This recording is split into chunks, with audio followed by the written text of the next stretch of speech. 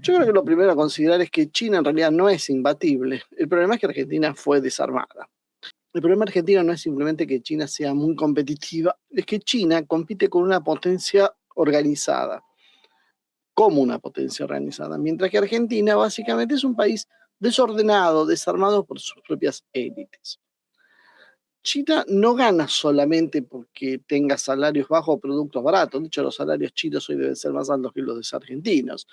Y lo de los productos baratos. China produce barato, produce de precios medios, produce caro, produce todo.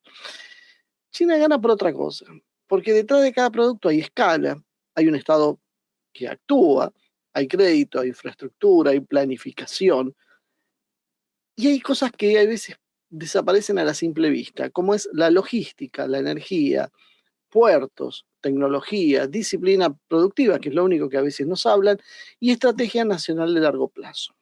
Argentina, por otro lado, le exige mucho a sus pymes, quiere que compitan, pero tiene impuestos altos, tiene créditos caros, tiene energía cara, tiene rutas destruidas, ahora peor que antes, trenes desmantelados, tiene una obra pública que se paralizó, tiene un mercado interno totalmente deprimido y una élite que convirtió cada función nacional en un negocio privado. La competencia, entonces, en ese momento que tanto reclaman los liberales, es absolutamente ficticia. No se puede competir, no puede una empresa argentina competir contra una empresa china. Una pyme argentina compite contra un sistema civilizatorio industrial como es el de China. No, eso es bastante difícil. ¿Qué decía Roca? Roca, Cristian Roca, el dueño de Griferías Roca, él decía cosas que son importantes porque Cristian Roca no habla solo de la teoría, él es un empresario, entonces habla desde la experiencia de un industrial que ve cómo cae la estructura productiva real. Él contaba en la nota que muchas pymes están desahuciadas, que hay empresas que están cerrando, que tuvo que reducir personal, que la capacidad instalada de su fábrica cayó al 40%, por lo menos 15 puntos desde que está Milei, y que aún intentando reconvertirse, siempre aparece alguien que vende más barato. Siempre va a haber un producto chino que va a, a competir por precio. Y marca también un punto central. Cuando compara insumos, la materia prima china puede costar parecido, digo el ejemplo creo que era del bronce, pero la diferencia, ¿dónde aparece? Aparecen otras cosas a veces que no vemos tanto, en los impuestos, que es lo que nos dicen los libertarios, pero en otras cosas más como el crédito, la escala y la política estatal. Según la propia comparación de Roca, China tendría una carga cercana al 9% de impuestos, mientras que la compra del material hasta la puesta arriba de un buque dista mucho de lo que es la Argentina, y que según él está aproximadamente en el 50%, supera el 50%, o sea, un 9% de impuestos contra un 50%. Pero ahí empieza el primer problema. La competitividad no se debería medir solamente por lo que pasa dentro de la fábrica. Una empresa puede tener muy buenos trabajadores, puede tener maquinaria primera, puede tener una muy buena administración y muy buenos productos. Pero si el sistema que lo rodea es caro, es lento, es inestable y está desorganizado, la cosa se complica antes de empezar. Roca dice también que China otorga crédito blando, devuelve impuestos, subsidia de distintas maneras y trabaja con producción de escala. Yo juro que no entiendo por qué los empresarios argentinos creen que tener créditos blandos, que les devuelvan impuestos o que se los subsidie es un error que conduce al infierno. Esta es una de las virtudes del neoliberalismo que ha inculcado eso. Y bueno, este es el mundo real. Él mismo explica que China no funciona como una pyme que acumula stock, sino que tiene una estructura sobredimensionada para producir grandes cambios. Entonces, ¿qué le pasa? China de esta manera se transforma en algo imbatible porque vende barato porque organizó una máquina nacional de producción, pero además tiene una forma estructurada que puede escalar rápidamente y captar partes del mercado. El gran tema que a veces parece que se olvidan los empresarios argentinos y en general los latinoamericanos, los iberoamericanos, es que China está donde está porque no aplicó el manual liberal que ellos aplican. Ese es el secreto. El error argentino es creer que el desarrollo se logra retirando el Estado y dejando actuar al mercado. Eso es la verdad revelada que ha sido la clave en, no sé, las últimas elecciones, en las últimas décadas. China ha hecho exactamente lo contrario. Planificó, protegió sectores, financió empresas, construyó infraestructura, formó técnicos e ingenieros para los trabajos que necesitaba, armó clústeres industriales, desarrolló puertos, se aseguró de la energía, articuló bancos con el Estado y la producción, tomó tecnología extranjera, la aprendió, la copió, la mejoró y la escaló. El resultado, China concentra hoy el 28% del valor agregado manufacturero mundial. Esto es más que todo lo que concentra Estados Unidos, más Japón, más Alemania. Todos juntos producen menos que China. A partir de ese dato se acabó la discusión, porque no hablamos solamente de un país que produce barato. Estamos hablando del principal centro manufacturero del planeta. Estamos hablando entonces de un fenómeno que habría que analizar con ojos bastante más equilibrados. El industrial argentino no está enfrentando otro fabricante. Enfrenta básicamente a un país que convirtió la producción industrial a una política de Estado. Eso es el eje que hay que entender en esta historia. El comercio no es un dogma periférico. Durante décadas la Argentina se instaló con una doctrina económica simple. Hay que abrir la economía, bajar las barreras, reducir el Estado, eliminar subsidios, privatizar, desregular y dejar que sobrevivan los eficientes. Prácticamente sin variables, esto es lo que proponen todos los partidos políticos en la Argentina. El kirchnerismo, este peronismo remozado de los últimos años, también ha hecho esta misma política. Tal vez no decía que sobrevivan los eficientes, pero sí estaba de acuerdo, o por lo menos no lo han disputado públicamente nunca, la noción de abrir la economía, bajar las barreras, reducir el Estado, eliminar los subsidios, privatizar y desregular. Todo esto compartían este credo con liberales, macristas y demás, que ellos lo ponen esto como que es algo sí o sí que hay que hacer. ¿Por qué? Porque este discurso en realidad fue presentado como una especie de sentido común. Y ese es el problema. Cuando se instalan estas cosas como verdades que no son indiscutibles. Entonces, cualquier modelo tiene que partir de esta premisa. Por supuesto, no encontramos ninguna solución. ¿Por qué? Porque si partimos de una base errada, siempre los resultados van a ser errados. Este modelo lo repitieron economistas, universidades, consultoras, periodistas, fundaciones, ONGs, cámaras empresarias y sectores políticos. Con el tiempo, esto ya dejó de ser una ideología y pasó a presentarse como la única verdad posible, una verdad natural. Y el resultado entonces fue devastador para la Argentina. Muchos empresarios argentinos terminaron pensando con categorías de quienes precisamente diseñaron su propia indefensión, quienes los dejaron indefensos en el mundo. Por eso Roca, aún describiendo una competencia que es imposible con China, por lo que estábamos viendo, ¿qué dice? Dice que él no quiere subsidios, que no quiere protección, que no quiere competir y que acepta la reconversión. Básicamente sigue hablando de un credo liberal y él no entiende que está compitiendo, o sea, o sí lo entiende, porque él dice, China debería estar fuera del mercado, porque China no es un país de producción capitalista donde opera el libre mercado y las fuerzas del mercado. Claro, sí, por supuesto. China tiene una política industrial. Esa es la diferencia. Pero el problema no es de China, el problema es de nosotros.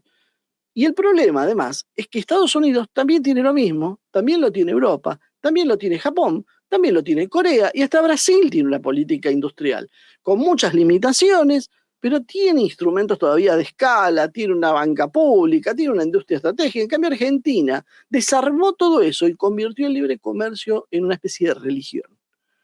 Ahí está el problema. El problema no es que el mundo se equivocó, es que nosotros vamos a contramano. Las potencias usaron el discurso del libre comercio cuando les convenía y lo abandonan cada vez que no les conviene. Esa es la prueba de los aranceles. Esa es la prueba de la Unión Europea cuando te pone barreras para que entres con los productos, cuando Japón se pone estricto con sus normas sanitarias y demás. Todos usan el mismo sistema. El problema es que nosotros no queremos entender porque tenemos la cabeza lavada por culpa de ese decálogo neoliberal que nos han instalado. La Argentina ha adoptado, y han hecho los países periféricos lo mismo, todo esto como una especie de dogma. Y un dogma se cree, se le tiene fe y no se discute, no se analiza. Por eso es un dogma.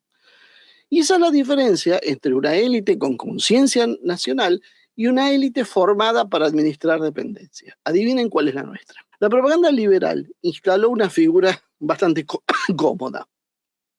¿Qué dice eso? ¿Qué es lo que han repetido y se ha instalado? Que el industrial argentino es un industrial ineficiente, protegido, prebendario, culpable de los precios altos y enemigo del consumidor.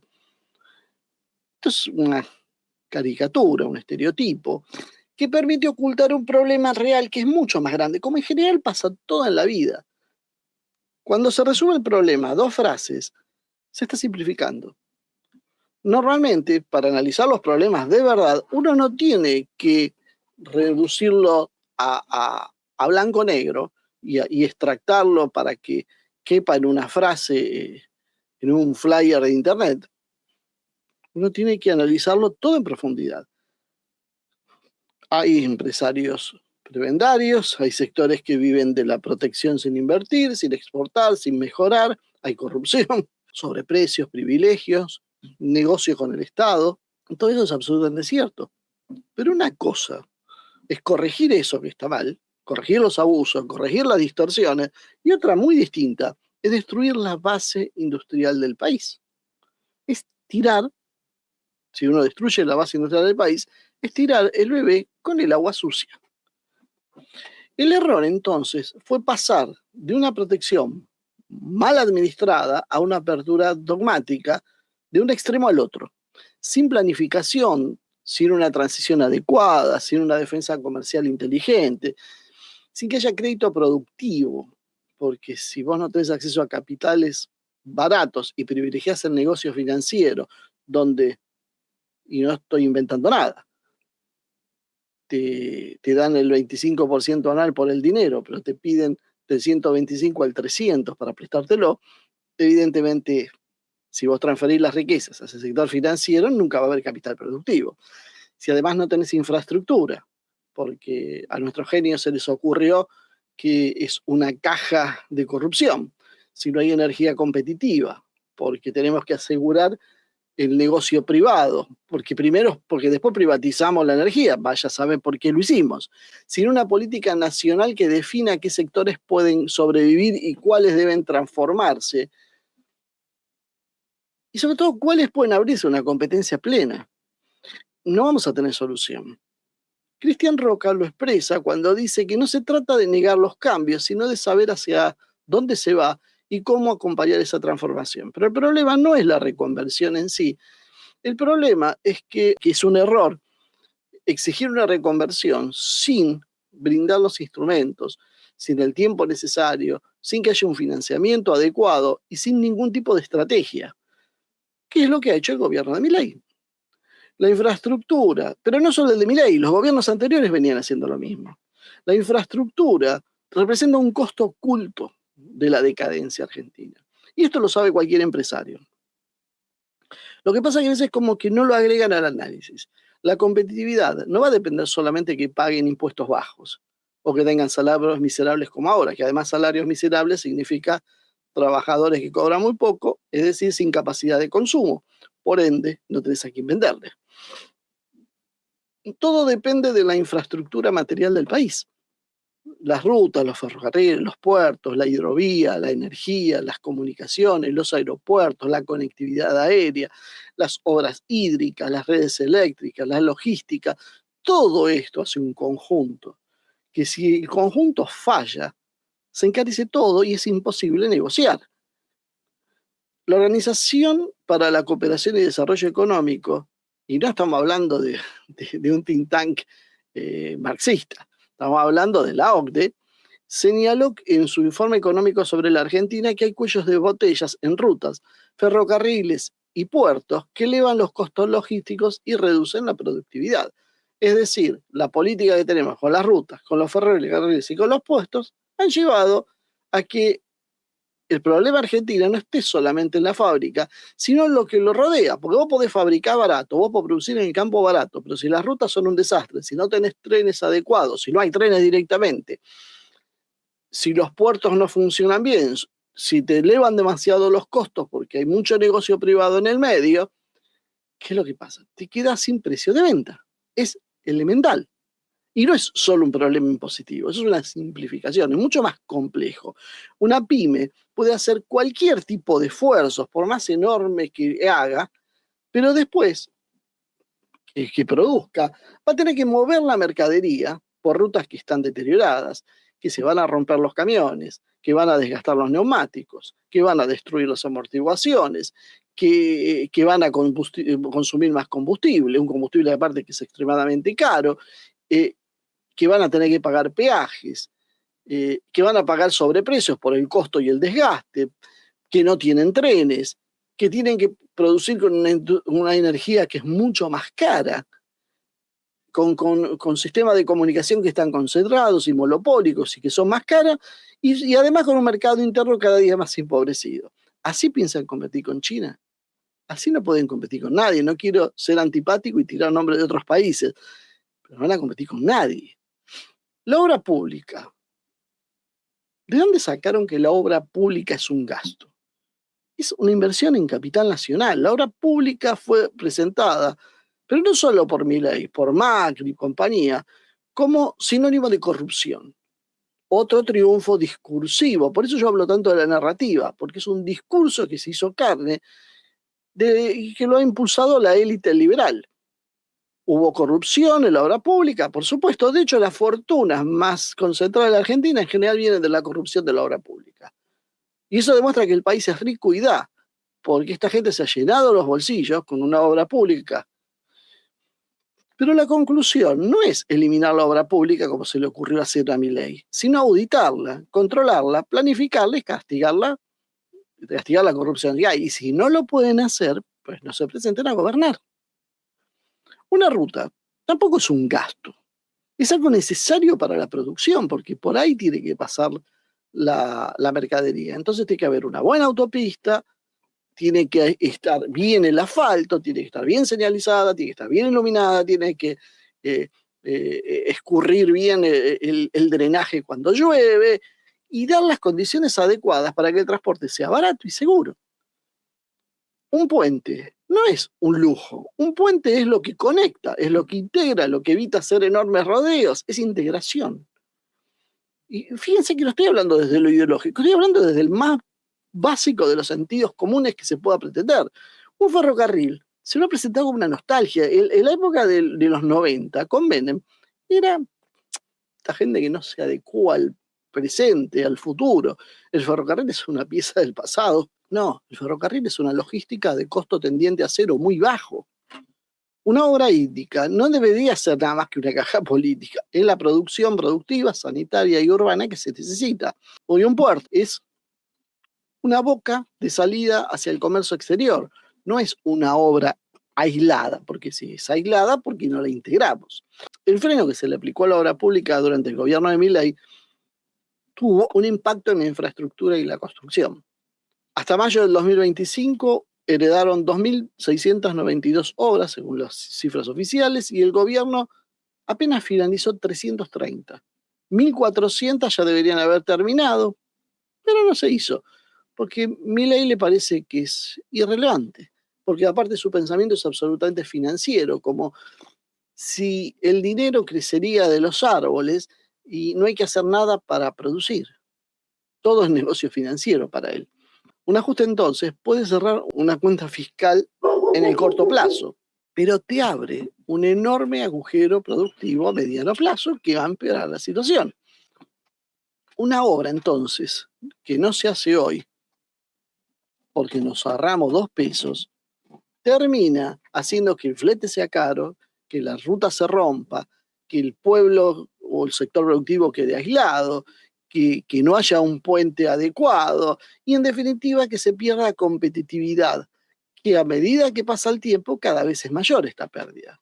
Lo de los ferrocarriles fue una de las aberraciones más grandes que se ha hecho en este país, que hizo el gobierno de Carlos Menem. Se venía desmantelando de a poquito, pero Menem fue el abanderado de esta historia y después nadie prácticamente hizo mucho para detener ese deterioro. Argentina era un país muy grande y articulado por redes de trenes. Los trenes de la Argentina eran un ejemplo mundial por su conexión y porque permitían conectar, pero no es una cosa nostálgica. Conectar significa viajar, significa entregar mercaderías, recibir insumos. A medida que los trenes se fueron sacando, se fue muriendo todo un ecosistema que los rodeaba. El desmantelamiento ferroviario se profundizó, como decíamos, con Menem y rompió esa integración territorial y sobre todo encareció el movimiento de cargas. Hoy la mayor parte de carga se mueve por camión. El ferrocarril transporta apenas el 5% de la carga total que se mueve en la Argentina, frente a un 20% en Brasil. Cuando era chico me acuerdo que nos reíamos de Brasil, que todo lo movían camiones para nosotros, cuando nosotros teníamos mucha más eficiencia porque lo movíamos en trenes. Y ni hablar de países atrasados y que curiosamente son los que siempre se les ocurre a nuestros beneméritos liberales tomar como ejemplo, como es Canadá y como es Estados Unidos. Ellos saben cuánto mueven. El 40% de su producción la mueven en trenes, contra el 5% de la nuestra. ¿Vieron cómo es? Haga lo que les digamos, pero no lo que hacemos. Porque si queremos copiar a Estados Unidos, por lo menos copiémoslo en estas cosas. ¿Por qué hacemos lo contrario a Estados Unidos? Porque hacemos lo que nos dicen que hagamos. Un país extenso, agroindustrial y exportador como la Argentina, parece que eligió la matriz logística más cara que había, que era la del camión en lugar del tren. ¿Por qué? Porque le convendría, vaya a saber a quién, ¿no? Hay explicación a quién le convenía. El productor del norte, el productor de Cuyo, del noroeste, del noreste, de la Patagonia, es el que ve pagar esta decisión cara todos los santos días. Y después viene un genio como Milei y le dice que tiene que ser más competitivo. La competitividad, como decíamos, se pierde con el flete, también se pierde con el combustible. El combustible debería ser barato, sobre todo porque lo producimos nosotros. Pero bueno, parece que no, y nos dicen no, porque no hay dinero para hacer grandes inversiones. Muchachos, Mosconi a principios del siglo XX sacaba petróleo. ¿Cómo puede ser que nosotros no podamos sacar petróleo ahora? Medio mundo saca petróleo. No hace falta una gran tecnología. No hace falta voluntad para hacerlo. Podemos asociarnos con alguien si quieren. No voy a ser tan cerrado de decir que no lo hagamos con nadie, pero seamos serios. O sea, el precio que estamos pagando del combustible, mucho más caro que en Estados Unidos, más caro que en la mayor parte del mundo, siendo que lo producimos además nosotros mismos, es una muestra de la desorganización del país, donde todo se hace con la idea de que alguien se llene los bolsillos y con esa visión cortoplacista.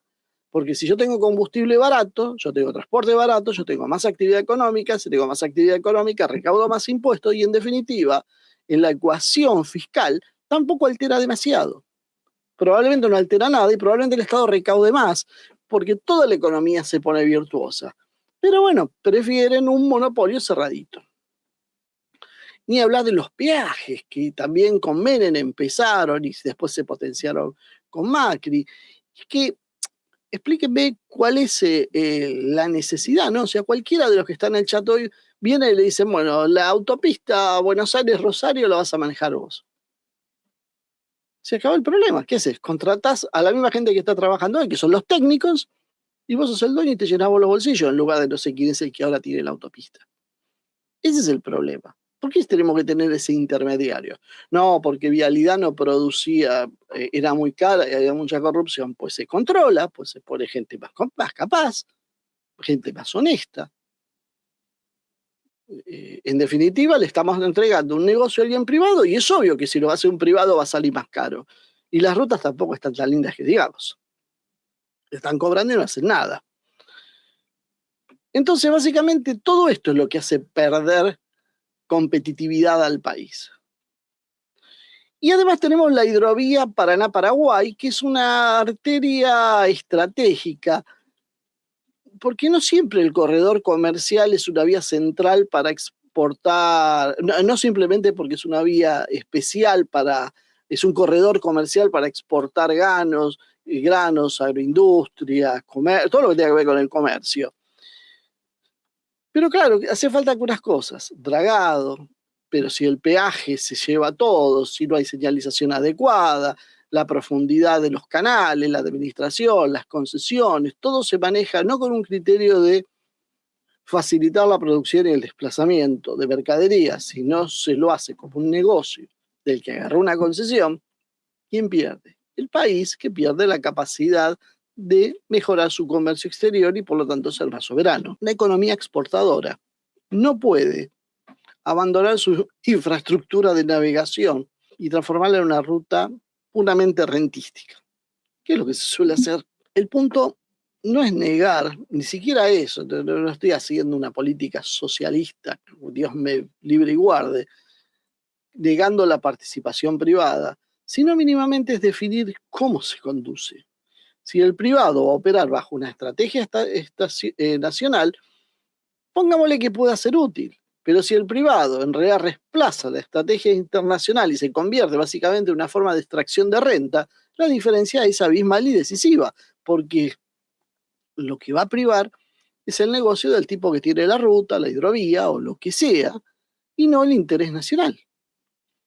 La energía es otro componente, aunque yo decía que juega en esto también, es un componente central. Un país puede tener gas, puede tener petróleo, casualmente lo que pasa con la Argentina, también tiene litio, tiene uranio, tiene represas hidroeléctricas y hasta tiene energías renovables. Ahora, ¿tiene energía apta para competir? No, porque la energía debe estar integrada a la estrategia nacional industrial y no lo está. Porque la energía, con el mismo criterio que hablaba de las rutas, se administra solo como una tarifa.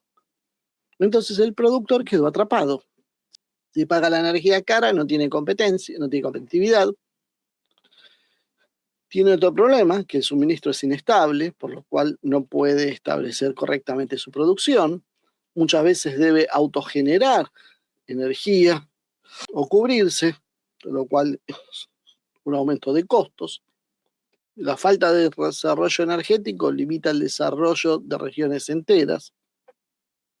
En julio del 2025, por ejemplo, la Argentina debió limitar su suministro de gas natural a las industrias por una ola de frío y por una demanda doméstica récord y una mala planificación. Entonces vemos que el problema no es solamente el precio, también es que no hay confiabilidad en el sistema. Esto no pasaría en China, porque China entiende la energía como un insumo estratégico de poder industrial. La Argentina lo ve como una forma de facturación. China sabe que tiene que tener energía barata, abundante y confiable para que todo funcione bien, para producir bien. En cambio, en la Argentina se ven los números para el que se quedó con la privatización de eso. Las comunicaciones son otro ejemplo donde hay una infraestructura productiva compleja. Hoy una empresa, cualquier empresa para producir, ¿qué necesita? Conectividad, internet rápida, estable, poder hacer pagos y cobros digitales, que haya plataformas adecuadas, sistemas de atención al cliente que funcionen bien, una logística integrada y una gestión de datos. Privatizar o desregular no garantiza que esto sea así, que haya una competencia real, porque si el mercado queda concentrado, el usuario productivo queda cautivo de pocos operadores que van a fijar los precios y van a dar los servicios de acuerdo a su interés particular. En el 2025 el gobierno argentino suspendió preventivamente la compra de Telefónica por Telecom por posibles problemas de concentración. Según el propio gobierno, la operación implicaba el 61% de la telefonía, 69% móvil, 69% fija y hasta el 80% de la internet residencial en algunas zonas. Y esto demuestra lo que estamos tratando de decir. Cuando las áreas estratégicas quedan concentradas, el país no va a ganar eficiencia automática. Muchas veces lo único que hacen es cambiar el nombre del monopolio que se va a organizar de acuerdo a conveniencias políticas. Otro tema que también hace a la competitividad de un país son sus aerolíneas. Aerolíneas argentinas se la analiza, y esto recuerdo desde la época de Macri y antes, solamente por la administración, por el déficit. Y es una mirada incompleta. Una línea de bandera puede tener problemas de administración, costos ocultos, privilegios internos, eso es cierto, como todo. Entonces, ¿qué? Lo mismo de antes, se corrige, pero hay que tener voluntad de corregir, no usarla como una caja de puestos políticos. Pero su función territorial, turística, sanitaria, diplomática y federal no se mide solamente desde una planilla contable, porque la Argentina es un país muy extenso. Esto nosotros lo hemos visto, por ejemplo, con Rusia, donde una de las cosas que intentó hacer la Unión Europea y Estados Unidos con las sanciones fue privarlos de repuestos y de aviones, y en un país extenso como Rusia eso era un problema. Bueno, la Argentina no se crean que es mucho más chica, muy diferente a lo de Rusia. Hay regiones enteras que no son prioritarias para operadores privados porque no les da rentabilidad. Si no hay conexión aérea, se encarecen los viajes, se reduce la frecuencia, se alejan las provincias, se afecta el turismo, se dificulta la circulación de técnicos, profesionales, pacientes, funcionarios, empresarios, todo se frena. Una aerolínea argentina no tiene que ser un agujero negro, pero tampoco tiene que ser considerada una empresa cualquiera, que eso es lo que le falla a los liberales, que en general, fíjense que es siempre lo mismo. Un país extenso, entonces, requiere una conectividad como parte de la soberanía territorial. Entonces, el problema hoy no es solo que la Argentina ingrese en productos importados. Si bien ahora hay una etapa más profunda, porque hay plataformas globales, proveedores chinos y comercio directo al consumidor. Y esto es lo que explicaba en esa misma nota que yo mencionaba al principio, Roca, hablando de Galperín, Jane y Temu. Él dice que cuando avance ese esquema, va a perder el industrial y que Galperín ya se está atajando y está negociando en China. Va a perder el distribuidor, va a perder el sanitarista, el comerciante con sucursales, el importador tradicional y toda la cadena. Porque antes el conflicto era entre la industria nacional y el importador. Por eso el importador quería menores tarifas para importar, era más negocio. Pero ahora el problema es otro, porque el importador y el comerciante que traían directo han sido reemplazados o están siendo reemplazados por el proveedor chino directamente, por la plataforma china. Por lo tanto, se está rompiendo toda la cadena local. El consumidor puede comprar más barato, eso es cierto, pero el dinero sale del circuito nacional, se debilita la recaudación, se achica la cadena comercial, se pierde el empleo y se destruye el trabajo productivo. Por lo tanto, lo que el consumidor hoy celebra como un precio más bajo, puede ser mañana, lo puede convertir a él en el trabajador que va a ser despedido, en el comerciante que va a cerrar porque no tiene ventas, en el técnico que no tiene clientes o el proveedor que no tiene demanda. Y ese es el problema que tiene el liberalismo que nunca entiende. El consumidor no es que vive fuera de la economía y todo es para el consumidor, forma parte de la economía. Imagínense que esto lo vimos en los 90. Tenemos el circuito, el anterior, producción nacional, fabricación nacional, producción, con todos los problemas, caro, lo que sea, ¿no? Ineficiencia, bueno, eso es lo que hay que mejorar. Solución, abrimos la importación. Pasó en los 90. Un país más rico, con la gente con plata en el bolsillo y compró mucho más afuera. ¿Qué pasó? La mayoría de los productores se reconvirtieron en importadores. Despidieron gente, contrataron 3 tipos que te manejan la logística del depósito, algún administrativo, y ya está. Y reemplazaron la producción local por la importación, toda esa gente fue a la calle, y el tipo siguió ganando igual o peor porque compraba más barato inclusive. Pero esto ni siquiera va a pasar, está pasando ahora. Y esto es lo que tampoco habían previsto. Y este es el problema que han tenido, porque cuando intentaron, que el mismo Roca lo confiesa, intentan transformarse en importadores, se encuentran con que vos tenés una plataforma que te vende directamente desde China. y desde China o desde donde sea, te la traen desde afuera. China porque es el más eficiente para producir y porque empieza a tener plataforma más, pero si no van a ser otras. Mercado Libre en el fondo funciona con esa lógica. Entonces se elimina el importador, se elimina el negocio que vendía en el barrio, que vendía en un shopping, la cadena, porque vos comprás directamente. Eso tiene algunas cosas buenas, pero el problema es que vos destruís el empleo. Y si destruís el empleo, no hay consumidor porque no hay plata. Y esa es la parte que el liberalismo mira para otro lado. La élite argentina cree que el Estado es un negocio. Y ahí es donde está donde está, yo diría, la raíz de todo el problema que estamos describiendo. Las élites argentinas no se limitaron a criticar el Estado, que hicieron, y mucho. También fueron buscando dentro del Estado cada una de las etapas que funcionaban para ver qué podían tomar de ese desarrollo nacional y transformarlo en un negocio privado. Que esta parte no te la cuentan nunca. Si había ferrocarriles, vieron que había un déficit y que se podía hacer un negocio privado con los camiones, con los peajes. Donde había rutas, ¿qué vieron? ¿Conexión? No, vieron concesionarios y peajes. Donde había energía, ¿qué vieron? La savia para la industria, para el comercio, para el confort, no, vieron tarifas para ganar plata. Donde había comunicaciones, ¿qué vieron? La posibilidad de tener un monopolio. Donde había una aerolínea de bandera, ¿qué vieron? Un balance contable. Nos quedamos con las rutas más interesantes y el resto pierde, se cierra. Lo de Milei ya tenía antecedentes. Acuérdense de Menem cuando decía ramal que para, ramal que cierra. Donde había un puerto, había una hidrovía, vieron una renta logística.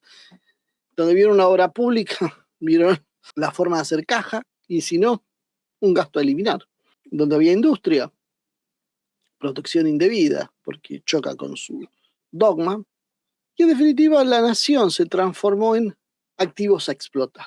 Y esta lógica no construyó una burguesía nacional, construyó una élite rentística. La burguesía nacional necesita que el país funcione, porque es una burguesía capitalista. Invierte, produce, innova, exporta, forma proveedores, pero necesita infraestructura y necesita mercado interno. Eso es una burguesía nacional. Una élite rentística, no, porque puede ganar dinero aún con un país que está en decadencia, porque gana con la deuda, gana con la fuga, gana con la importación, gana con esas tarifas cautivas, con las concesiones, con las privatizaciones, activos, arbitrajes financieros y todo tipo de negocios regulados. Esa es la diferencia central. Élite rentística. Es una política parasitaria de élites. Y no digo parásito porque se me ocurrió, o por ser despectivo nomás, sino que describe una relación económica concreta. Hay un huésped, el huésped de la Argentina, territorio, trabajadores, infraestructura, universidades, recursos naturales, mercado interno, etcétera, etcétera, y hay un parásito, que es esta élite rentística. ¿Qué hace? Extrae valor sin reconstruir condiciones para producir valor. Primero se va a apropiar de la renta, después va a subinvertir, porque acuérdense que siempre nos dicen lo mismo. Ellos tienen que invertir porque el Estado no tiene plata. Entonces, si arma el negocio para que inviertan, pero después no invierten. ¿Qué pasa? Se deteriora el servicio. Cuando se deteriora el servicio, le echa la culpa al Estado. Fíjense con las empresas eléctricas, por ejemplo, que hacen eso. La culpa es del Estado que les tuvo tarifas bajas y no te dicen que se les estuvo subsidiando igual y que nadie sabe cuánto es el costo real porque ellos inventaron un valor y nadie se los discutió nunca. Culpan al Estado, proponen más privatizaciones, más desregulaciones, más concesión como única solución al problema. Un mecanismo que se repite y se repite cíclicamente desde hace 3, 4 décadas por lo menos. Por eso podemos decir sin temor a equivocarnos que mataron la gallina de los huevos de oro.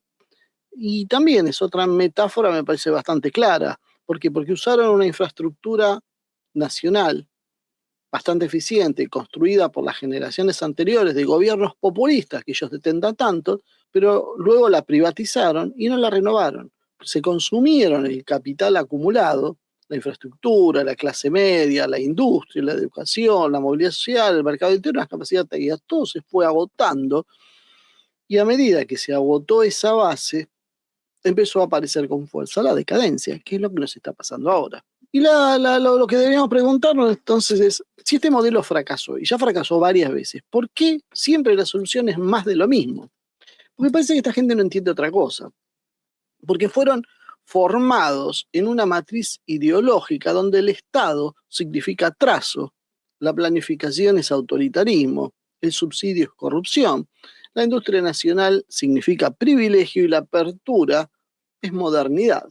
Esto es lo que repiten sin pensar demasiado o porque sus intereses dependen de ese modelo. Si cambiamos de rumbo, esto va a afectar negocios como la importación, como la toma de deuda, como las concesiones, como el sistema de tarifas, como las plataformas que hay, las finanzas y en definitiva la renta. Por eso no tienen problema, no tienen un proyecto nacional.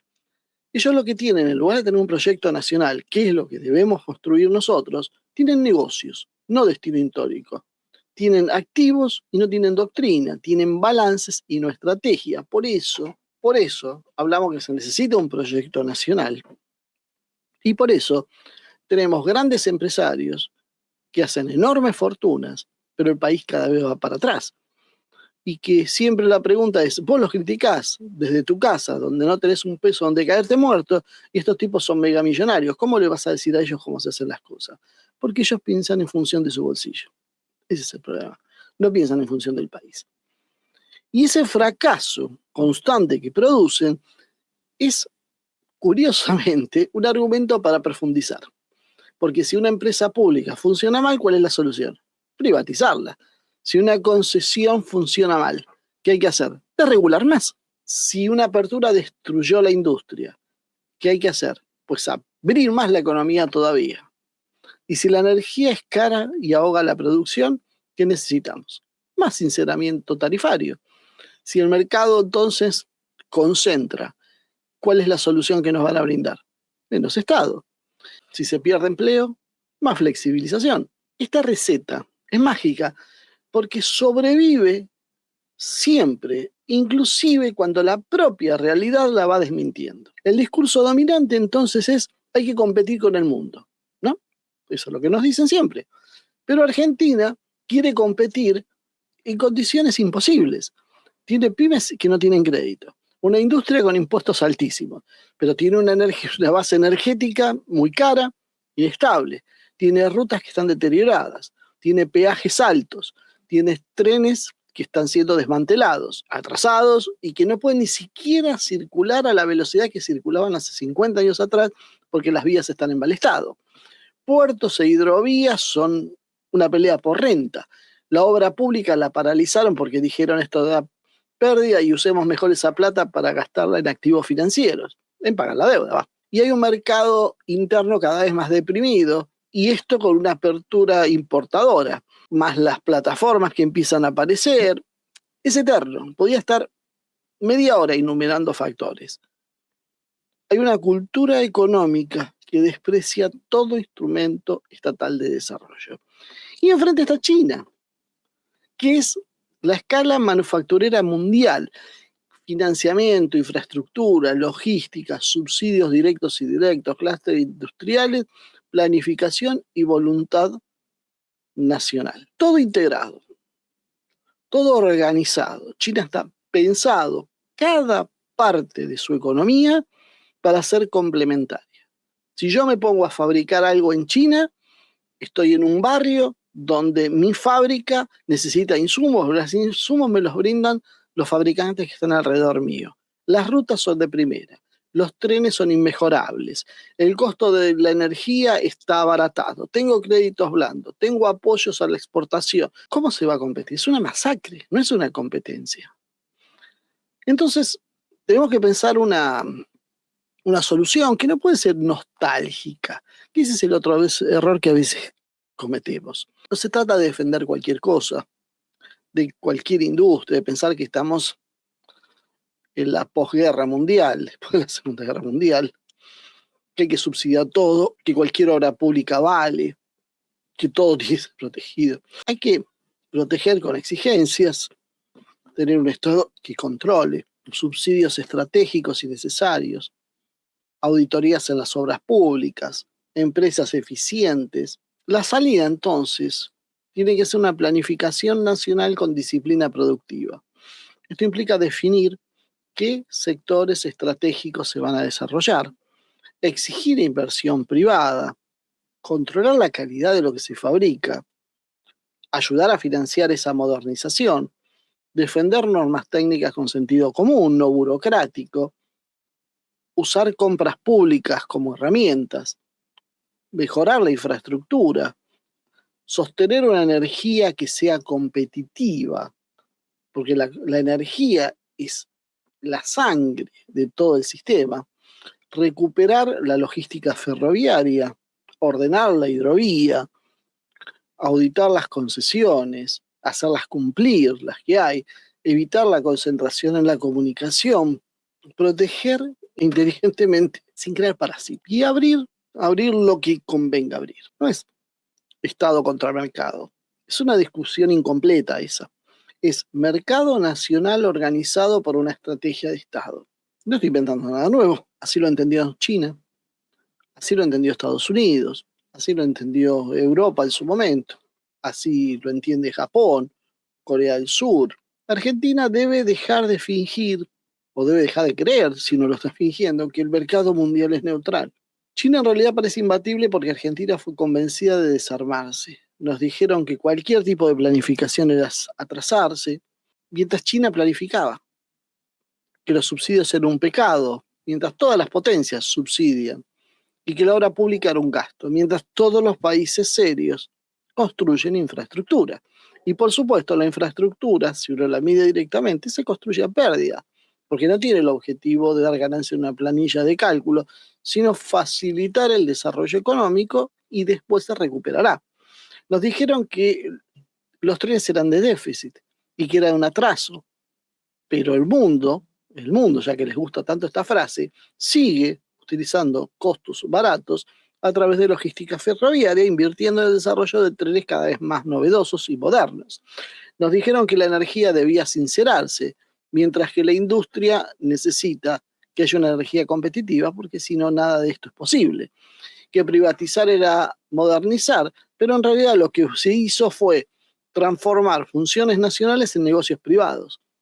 Abrir la economía iba a disciplinar a los más ineficientes, pero en realidad lo que hizo fue tirar a la cancha a una pyme en todo este ecosistema hostil para enfrentar una industria civilizatoria como es China.